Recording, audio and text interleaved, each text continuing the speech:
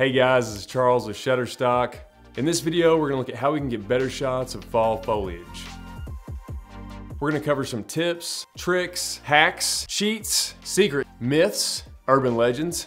And also there's gonna be lots of circles and arrows pointing at different things, so you know that means we know what we're talking about. So stick around.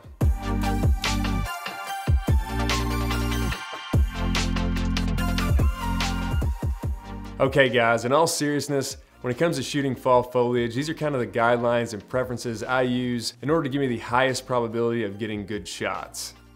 So in theory, you guys can break any of these recommendations and still get good shots of fall foliage. And somebody out there is gonna intentionally break all of these in one photo, and it's gonna be the best photograph I've ever seen. But until then, let me just give you guys my own general guidelines. These will be for both video and photos. For video, generally speaking, I'm gonna be talking about drones that don't film raw video, since a majority of people won't be filming in RAW. But for photos, definitely shoot those in RAW since most drones have that ability. All right, let's get started with the time of day. I prefer the late morning or early evening when the sun is casting light at more of an angle. This will give you more interesting shadows and more contrast, which is great for helping the color of the leaves stand out. You'll also get some nice gradients of color on each tree, going from bright to darker color tones. Note the difference in color from the front to the back of the trees. When it comes to shooting angles, I prefer parallel, towards the sun, or top down.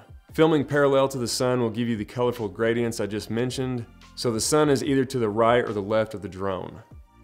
Filming towards the sun will allow the trees to be backlit, which can really illuminate the colors of the leaves. This will likely give you the most contrast possible. Just be mindful of lens flares and highlights clipping. And I'm saying towards the sun in terms of direction. Obviously, don't actually point the drone camera at the sun. Finally, there's top down, which is pretty self-explanatory and can give you some great contrast with the darker ground floor of the terrain. Really, the only angle that I'm not a fan of is the sun facing the same direction as the drone, so basically shooting away from the sun, because this puts the shadows behind the trees and everything can look a bit flat, blending together. You don't get the gradient of contrast at this angle, and the leaves won't be illuminated either the way they are when they are backlit. And you're also more likely to see the shadow of the drone flying at this angle as well. As far as sky conditions are concerned, the clearer the better. Just because this will give you the most light and you won't have to wait on clouds to pass if they're blocking the sun. However, in a situation where it's overcast and the sun's gonna be diffused by the clouds, I would throw the time of day rule out the window and recommend filming at high noon, just because that's gonna give you the most light possible. Next, avoid flares, as they're obviously gonna wash out your image, unless you specifically want a flare in a shot for stylization. Especially avoid flares on video footage, as it typically becomes too washed out to recover much color in the trees. With raw photos, you can push them quite a bit more to recover some of that color.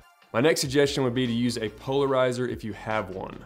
When you're filming above the trees, the top side of the leaves typically have a sheen-like quality to them, and those can reflect a lot of light, blowing out the highlights.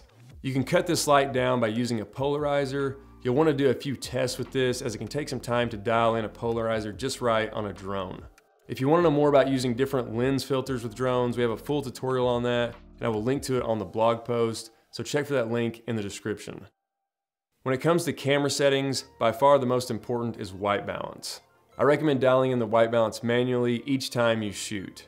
Obviously with raw photos, you can easily adjust the white balance in post, but for video footage, dialing in the correct white balance is critical. Trying to correct white balance in post with fall footage almost never looks quite right, and it often gives the leaves an unnatural color tint. Along those same lines, at least for me, if your goal is colorful fall footage, don't film in a flat color profile. Yes, a flat color profile will give you more dynamic range, but that really isn't our goal with fall footage. It's capturing the colorful leaves. And filming in a flat profile with a drone that records H.264 video footage is going to sacrifice a lot of contrast and saturation.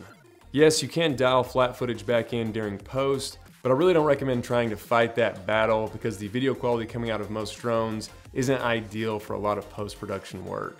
The footage is usually H.264 at a relatively low bit rate when compared to most modern cameras. Not shooting in flat will also make it a lot easier to monitor how the colors are really going to look while you're filming them, since everything looks desaturated when you're filming in a flat profile. I'd recommend filming in the default or natural color profile, and I'll typically bump up the saturation by a point just so I can get a better idea of the fall foliage colors while I'm filming. When it comes to editing your video and photos in post, you may have a tendency to pull the greens a little bit closer to yellow. However, I'd actually recommend to try the opposite of that, since pulling the greens to yellow can start to blend all of the colors together. Experiment moving the yellows a bit more green, and also making the greens a touch darker. More often than not, this can make things look a lot more natural, and the green will actually cause the colorful leaves to stand out that much more, and it's going to give you a better variety of colors. Finally, when it comes to boosting the saturation of colors, try increasing the vibrance first, as this can often look a lot more natural than boosting the saturation. Increasing the vibrance tends to be more subtle and pleasing to the eye. Boosting the saturation can often lead to what I call the nuclear waste green color tones that look very unnatural. Alright guys, hopefully you picked up a few tips from this tutorial. Be sure to check out some of the other drone video tutorials we have on the Shutterstock channel. We have quite a few of them on there, and we will catch you guys on the next one.